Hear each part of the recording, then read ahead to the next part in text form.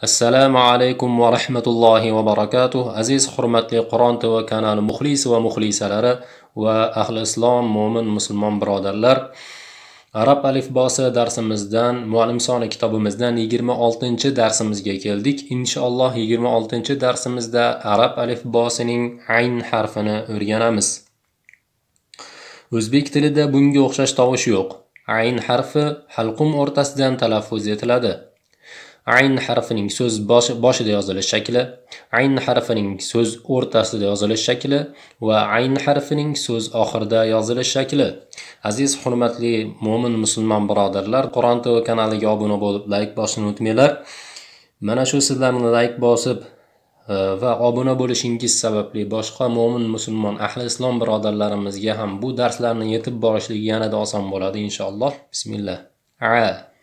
Ay, u, بيع عن عم سع مع عرب عجم عجب عمل علم عمر جمع جعل عبعب عسكر عيلم Ja'far, Anbar.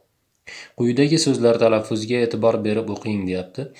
G'oynu, aynu, bag'lu, ba'lu, balg'u, bal'u.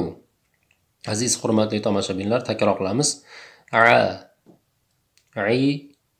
u, bi', an, am, سع مع عرب عجم عجب عمل علم عمر جمع جعل عبعب عسكر عيلم جعفر عنبر غين عين بغل بعل بلغ بلع.